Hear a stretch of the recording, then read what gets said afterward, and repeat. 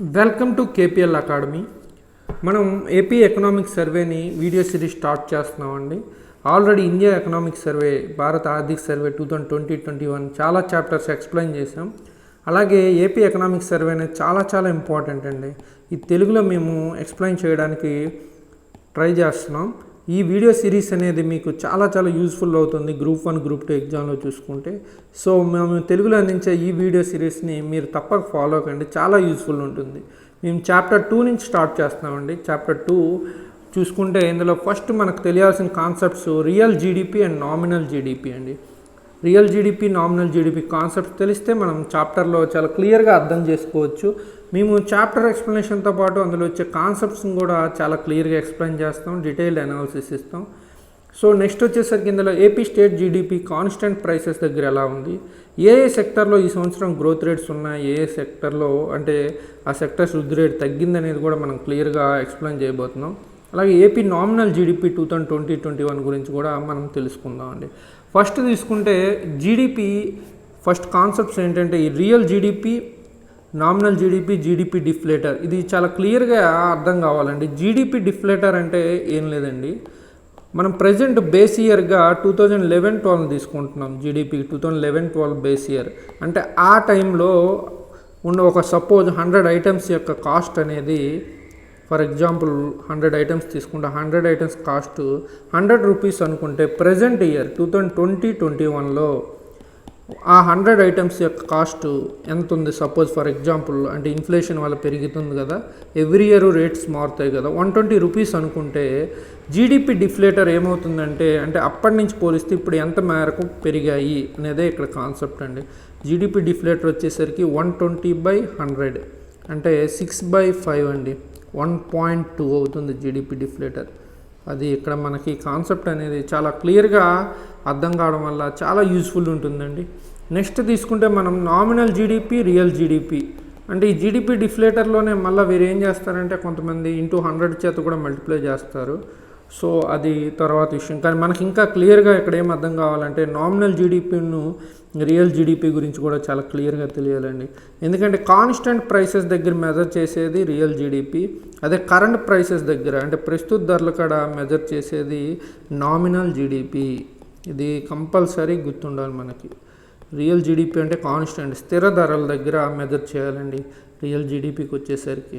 So మనం ఈ real GDP అంటే ఏంటంటే ముందు నామినల్ జీడిపి గురించి తెలుసుకుందాం. నామినల్ జీడిపి అంటే ప్రస్తుతం ఈ ఇయర్లో అంటే 1 ఇయర్లో total all goods and services produced in this year value అంటే టోటల్ వాటి యొక్క వాల్యూని ఇన్ఫ్లేషన్కి అడ్జస్ట్ చేయకూడదండి. అంటే ఇన్ఫ్లేషన్ అడ్జస్ట్ చేయకుండా అంటే టోటల్ ఇప్పుడున్న ధరలకే ఎగ్జాక్ట్గా అన్నిటికీ వాల్యూస్ కడితే వచ్చే ధరే నామినల్ జీడిపి. అంటే ఈ ఇయర్లో ఫర్ ఎగ్జాంపుల్ 2020-21లో మనం తీసుకుంటే ప్రజెంట్ ఇయర్లో మనం ఫర్ ఎగ్జాంపుల్ టోటల్ అన్ని గూడ్స్ సర్వీసెస్ ప్రొడ్యూస్ అయిన యొక్క వాల్యూ ఒక 5 lakh crores ఉంటే దాన్ని ఇన్ఫ్లేషన్కి అడ్జస్ట్ చేయకుండా మనం చెప్తే ఈ ఇయర్ యొక్క జీడిపి అనేది 5 lakh crores అవుతుంది. అదే రియల్ జీడిపి ఎంత, రియల్ జీడిపి అనేసరికి మనం 2011-12కి క్యాల్కులేట్ చేస్తారు. అంటే 2011-12తో పోలిస్తే ప్రజెంట్ ఇయర్ యొక్క జీడిపి ఎట్లా ఉంది అంటే కాన్స్టెంట్. ఇప్పుడు బేస్ ఇయర్ 2011-12 తీసుకున్నాం కాబట్టి బేస్ ఇయర్తో పోల్చి రియల్ జీడిపిని క్యాల్కులేట్ చేస్తారు. సో మనం ఆల్రెడీ జీడిపి డిఫ్లేటర్ గురించి చెప్పాం కదా. ఇప్పుడు 5 lakh crore అనేది నామినల్ జీడిపి అంటే nominal GDP by GDP deflator వేస్తే మనకి రియల్ జీడిపి వస్తుంది. Nominal GDP by GDP deflator. So మనం ఫర్ ఎగ్జాంపుల్ క్యాల్కులేట్ చేసాం కదా, సపోజ్ ఫర్ ఎగ్జాంపుల్ 5 lakhsకి ఒక 1.25 ఇట్లా అనుకుంటే 5 lakh crores-కి 1.25 అనుకుంటే అంటే 5 lakh by 5/4 కదండి 1.25 అంటే పైకి 4 వెళ్తుంది. సో 4 lakh crore అవుతుందండి రియల్ జీడిపి వచ్చేసరికి. ఇది వాల్యూ అండి. ఇది చాలా ఇంపార్టెంట్ అండి. Nominal GDP by GDP deflator. GDP deflator అంటే ఇక్కడ ఫర్ ఎగ్జాంపుల్ తీసుకున్నాం వాల్యూని. సో అది nominal GDP by GDP deflator calculate చేస్తే జీడిపి డిఫ్లేటర్ వేస్తే రియల్ జీడిపి వస్తుందండి. ఇది చాలా ఇంపార్టెంట్. ఇది మనం గుర్తుపెట్టుకోవాలి ఎగ్జామ్ పాయింట్ ఆఫ్ వ్యూలో. ఈ కాన్సెప్ట్ అనేది మీకు క్లియర్గా అర్థమైతే చాప్టర్ చాలా ఈజీ అండి ఇది. సో అంటే ఇక్కడ మనం ఏం చెప్తున్నాం అంటే కాన్స్టెంట్ ప్రైసెస్ దగ్గర అంటే రియల్ జీడిపి ఎంత ఉంది, అట్లాగే నామినల్ జీడిపి అంటే ప్రజెంట్ ప్రైసెస్ దగ్గర, అంటే కరెంట్ ప్రైసెస్ దగ్గర 2020-21 ఎటువంటి ఇన్ఫ్లేషన్కి అడ్జస్ట్ చేయకుండా వచ్చే GDP nominal GDP, inflation adjust చేసాక వచ్చే జీడిపి రియల్ జీడిపి. అందుకే కాన్స్టెంట్ ప్రైసెస్ అని మనం హెడ్డింగ్ పెట్టాం. సో ఇక్కడ చాప్టర్లోకి వెళ్తే ఈ చాప్టర్ ఏంటంటే యాక్చువల్లీ అంటే మనకి ఈ సంవత్సరం ఏ సెక్టర్లో గ్రోత్ రేట్ ఎలా ఉంది, టోటల్ జీడిపి గ్రోత్ రేట్ ఎలా ఉంది, జీడిపి పెరిగిందా తగ్గిందా, ఇండియాతో పోలిస్తే అంటే భారతదేశంతో పోలిస్తే మన స్టేట్ జీడిపి ఎలా ఉంది అనేది ఇప్పుడు ఎక్స్ప్లెయిన్ చేయబోతున్నాం. ఏంటంటే కరోనా వల్ల ఈ ఇయర్ ఏమైందంటే చాలా అంటే ఎవ్రీ సెక్టర్ కూడా ఎకనామిక్ సెక్టర్స్ అనేవి చాలా దెబ్బతిన్నాయండి. అగ్రికల్చర్ సెక్టర్ చూసినా, లేకపోతే ఇండస్ట్రీ చూసినా, లేకపోతే సర్వీస్ సెక్టర్ చూసినా, లాక్డౌన్స్ వల్ల ఫస్ట్ 2 క్వార్టర్స్లో అయితే చాలా ఎవ్రీ సెక్టర్ కూడా గ్రోత్ రేట్ అనేది నెగిటివ్లోకి పోయింది. Q1, Q2, 2020-21 Q1, ఎందుకంటే లాక్డౌన్ ఎఫెక్ట్ వల్ల 2020-21లో గ్రోత్ రేట్ అనేది నెగిటివ్ వెళ్ళింది. Q1, Q2 every sector, either agriculture కానీ మనం లేకపోతే ఇండస్ట్రియల్ కానీ లేకపోతే సర్వీస్ సెక్టర్ చూసుకున్నా. సో ఇటువంటి టైంలో కూడా కొన్ని మెజర్మెంట్స్ మన ఏపీ గవర్నమెంట్ తీసుకోవడం వల్ల మన జీడిపి అనేది కొంత మేరకు కోలుకుంది అని చెప్పొచ్చండి. మన స్టేట్ జీడిపి అంటే ఎకనామిక్ సర్వే యొక్క ఇప్పుడు పూర్తిగా అంటే ఎకనామిక్ సర్వేని ఆధారం బేస్ చేసుకొని మనం చెప్తున్నామండి. 2011-12 అంటే కాన్స్టెంట్ ప్రైసెస్ దగ్గర అంటే రియల్ జీడిపి అని చెప్పొచ్చండి. ఇది చాలా చాలా ఇంపార్టెంట్. ఎగ్జామ్స్లో కాన్స్టెంట్ ప్రైసెస్ అంటే స్థిర ధరల, తెలుగులోకి వచ్చేసరికి స్థిర ధరల లేకపోతే కరెంట్ ప్రైసెస్ అంటే ప్రస్తుత ధరల, దాని ప్రకారం మనం చూసుకోవాలి. స్థిర ధరలు అంటే దాని మీనింగ్ ఏంటంటే ద్రవ్యోల్బణాన్ని అడ్జస్ట్ చేసింది, ఇన్ఫ్లేషన్కి అడ్జస్ట్ చేసేగా వచ్చేదే కాన్స్టెంట్ ప్రైసెస్. సో క్వశ్చన్ ఎలా అడిగాడు, మన యొక్క జీడిపి 2011-12లో కాన్స్టెంట్ ప్రైసెస్ దగ్గర ఏంటంటే 6,51,624 crores. ఇది 2020-21 అడ్వాన్స్డ్ ఎస్టిమేట్స్ ప్రకారం 6,51,624 crores అండి మన యొక్క జీడిపి ఈ సంవత్సరం కాన్స్టెంట్ ప్రైసెస్తో పోలిస్తే 2020-21. అదే మన యొక్క 2019-20 రియల్ జీడిపి ఎంత అంటే 6,68,848 crores. అంటే ఫస్ట్ రివైజ్డ్ ఎస్టిమేట్స్ వచ్చాక, first revised FRE, first revised estimates వచ్చాక అంటే ఫస్ట్ సవరించిన అంచనాల ప్రకారం 6,68,848 కోట్లు. ఇది 2019-20. సో మన జీడిపి అనేది ఈ సంవత్సరం రియల్ వాల్యూస్లో తగ్గిందండి. ఎంత తగ్గిందంటే -2.58%. ఎందువల్లంటే ఈ కరోనా ప్రభావం మెయిన్. -2.58% అనేది మన యొక్క growth rate, GDP growth rate ఈ సంవత్సరం చాలా చాలా ఇంపార్టెంట్ ఈ బిట్స్ అనేవి. జీడిపి గ్రోత్ రేటు ఎంత తగ్గింది ఈ ఇయర్ కాన్స్టెంట్ ప్రైసెస్ దగ్గరని డైరెక్ట్గా క్వశ్చన్స్ అడుగుతుంటాడు. So GDP growth rate -2.58% present year తగ్గింది ప్రీవియస్ ఇయర్తో పోలిస్తే. ఇది మనం గుర్తుపెట్టుకోవాల్సిన విషయం, చాలా చాలా ఇంపార్టెంట్ అండి. అదే ఇండియన్ జీడిపితో పోలిస్తే అంటే ఇండియా జీడిపి ఈ సంవత్సరం ఎంత కాంట్రాక్షన్ అంటే తగ్గిందంటే -8%, అంటే 8% తగ్గిందండి ఇయర్. సో మన ఇండియా జీడిపితో పోలిస్తే ఇండియా జీడిపి గ్రోత్ రేట్తో పోలిస్తే మన యొక్క ఏపీ జీడిపి గ్రోత్ రేట్ అనేది ఈ సంవత్సరం అంత తగ్గలేదండి, జస్ట్ -2.58% మాత్రమే తగ్గింది. ఇది చాలా చాలా ఇంపార్టెంట్, మనం గుర్తుపెట్టుకోవాలి ఈ విషయాన్ని.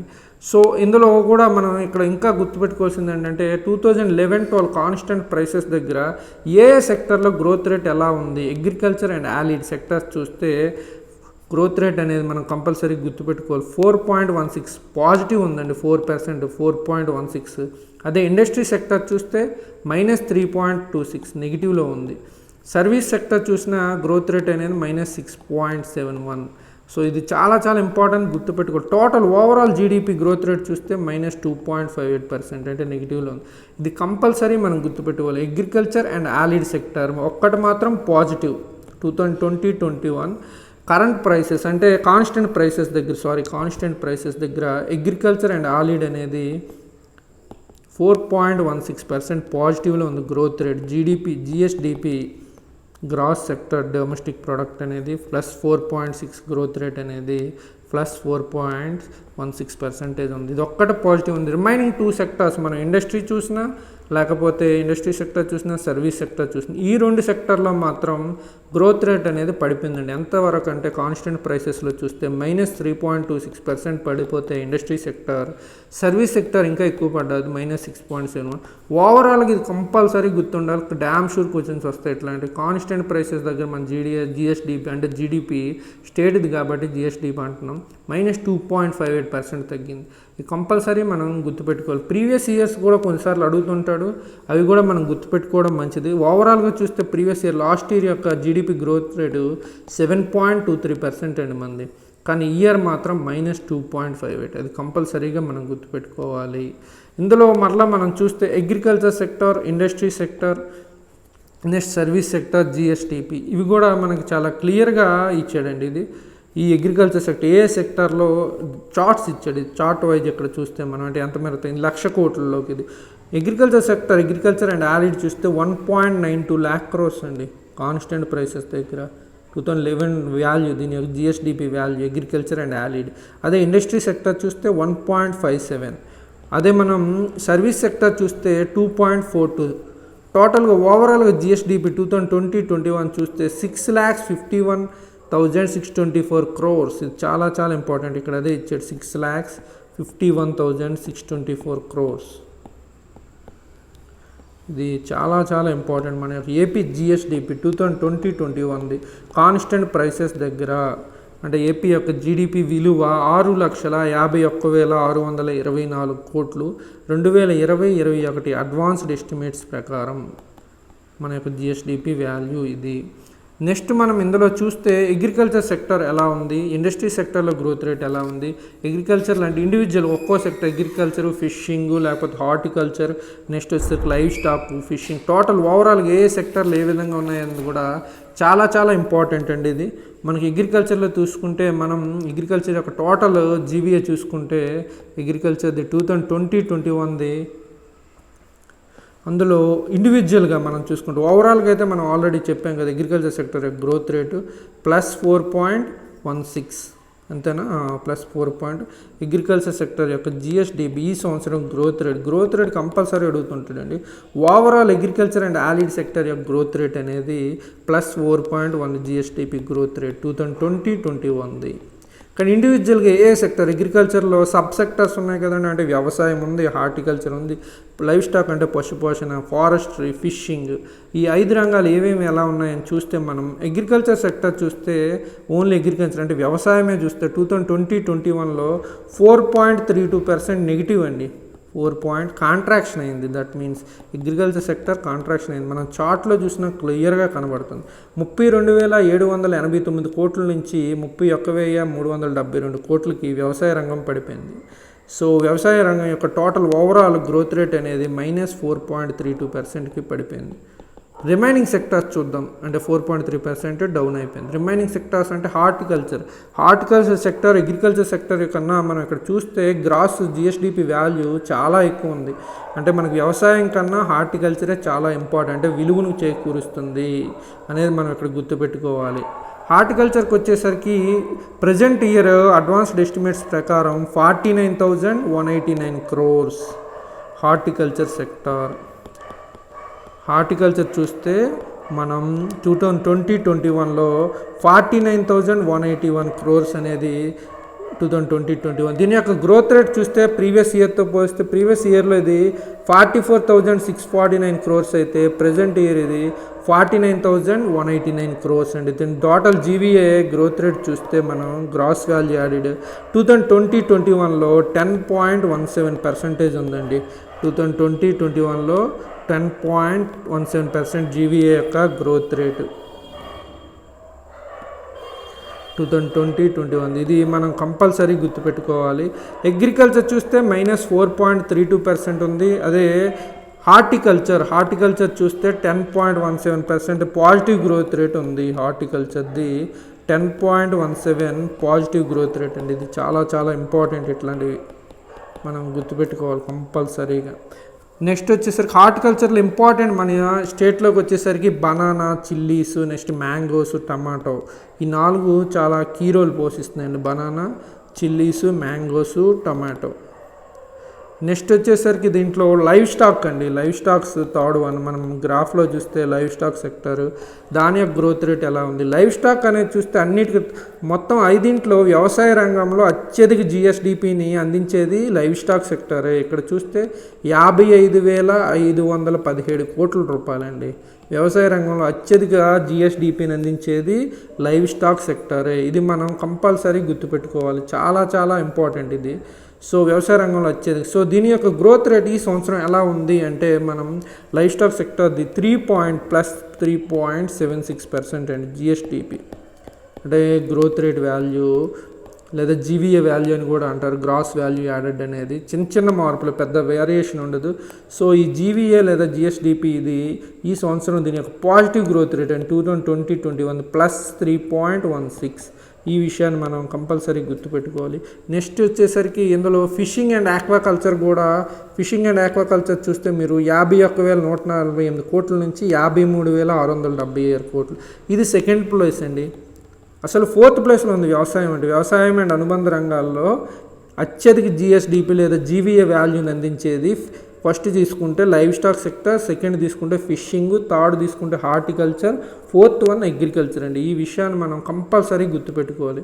సో ఫిషింగ్ సెక్టర్ యొక్క గ్రోత్ రేట్ కూడా మనకి చూస్తే ఫిషింగ్ది కూడా ఫిషింగ్ అండ్ అగ్రికల్చర్ కూడా 4.94% ఉందండి ఈ year GSDP positive growth rate అనేది.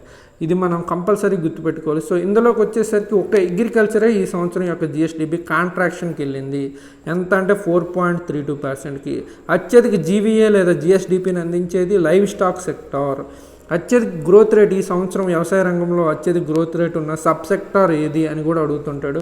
హార్టికల్చర్ అండి, అది మనం గుర్తుపెట్టుకోవాలి. అత్యధిక వృద్ధి రేటు ఉన్న సబ్ సెక్టార్ ఏది వ్యవసాయ రంగంలో, ఉపరంగం ఏది అంటే హార్టికల్చర్. అది కూడా మనం గుర్తుపెట్టుకోవాలి. నెక్స్ట్ ఇండస్ట్రీ సెక్టర్ చూస్తే ఇండస్ట్రీలో మనకు ఉండేవి మైనింగ్ అండ్ క్వారింగ్ అనేది ఒక ఉపరంగం, manufacturing, next electricity, gas, water supply, అలాగే కన్స్ట్రక్షన్. ఇందులో చూస్తే మనం క్లియర్గా మ్యానుఫ్యాక్చరింగ్ సెక్టర్ను కన్స్ట్రక్షన్ అనేవి పడిపోయండి లాస్ట్ ఇయర్తో పోలిస్తే. అంటే గ్రోత్ రేట్ అనేది నెగిటివ్లోకి వెళ్ళింది మ్యానుఫ్యాక్చరింగ్, కన్స్ట్రక్షన్. మ్యానుఫ్యాక్చరింగ్ చూస్తే ఎంత శాతం వెళ్ళిందంటే 6.76% డౌన్కి వెళ్ళిపోయిందండి. అంటే మైనస్లోకి వెళ్ళిపోయింది. ప్రీవియస్ ఇయర్తో పోలిస్తే మ్యానుఫ్యాక్చరింగ్ సెక్టర్ యొక్క జీవీఏ లాస్ట్ ఇయర్తో పోలిస్తే గ్రోత్ రేట్ అనేది 6.76% పడిపోయిందండి. ఎందుకంటే మొత్తం లాక్డౌన్స్ విధించడం వల్ల మ్యానుఫ్యాక్చరింగ్ సెక్టర్లోకి అంటే ఇది ఐసోలేషన్, క్వారంటైన్, లాక్డౌన్లు ఇవన్నీ వల్ల ఎక్కడో అక్కడ ఉండిపోవడం, లేబర్ లేకపోవడంతో సో పని అనేది ఆగిపోయింది ఇండస్ట్రీలో. దాంతోపాటు కన్స్ట్రక్షన్ సెక్టర్ కూడా చాలా తీవ్రంగా దెబ్బతిందండి. కన్స్ట్రక్షన్ సెక్టర్ కూడా 5.63% గ్రోత్ రేటు తగ్గిపోయింది ఈ సంవత్సరం. కన్స్ట్రక్షన్ సెక్టర్ గ్రోత్ రేటు కూడా 5.73% పడిపోయిందండి ఈ సంవత్సరం.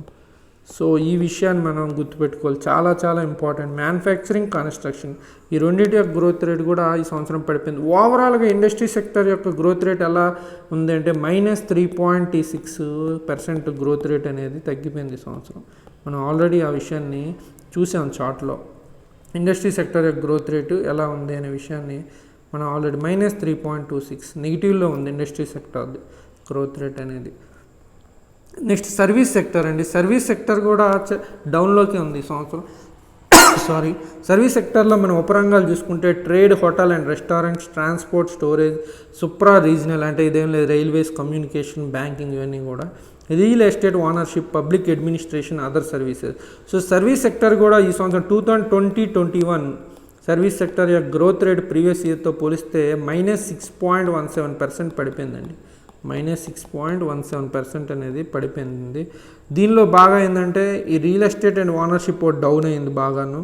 మనం చూస్తే ఆ విషయం ఇక్కడ క్లియర్గా కనబడుతుంది అది. నెక్స్ట్ వచ్చేసరికి అదర్ సర్వీసెస్ కూడా బాగా డౌన్ అయ్యాయండి.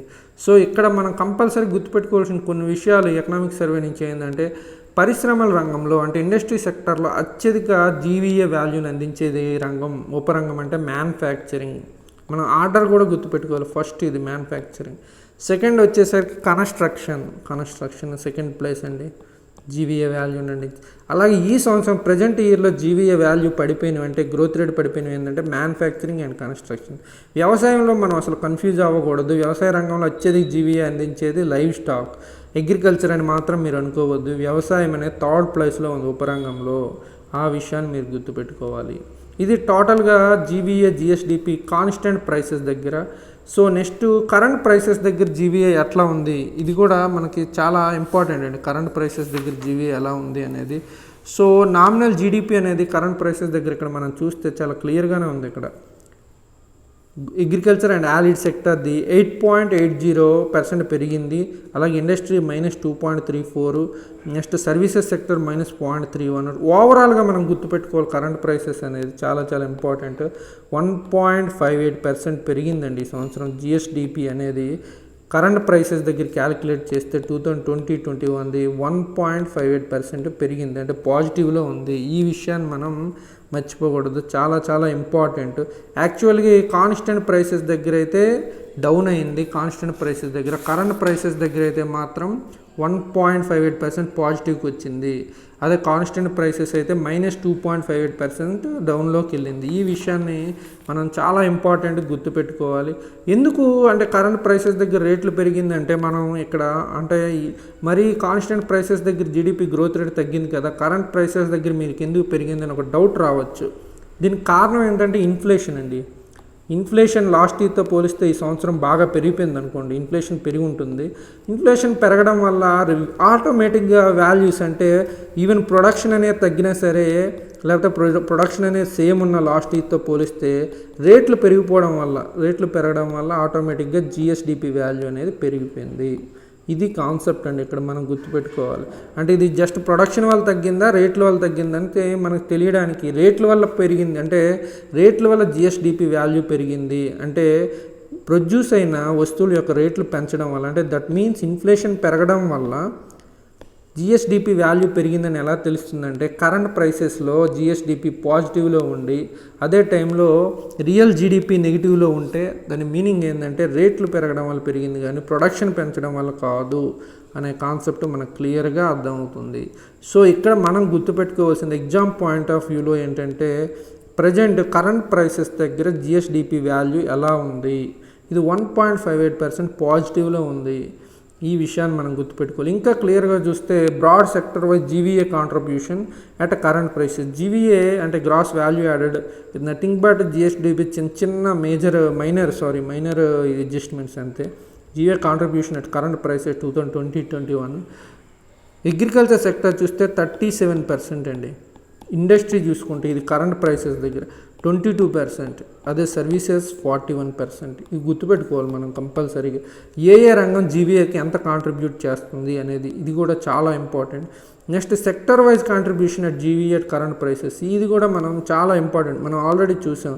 మనం అగ్రికల్చర్ సెక్టర్లో చూస్తే హైయెస్ట్ లైవ్ స్టాక్ 12%, ఇందాక అనుకున్నాం. Next horticulture 10%, fishing 8%.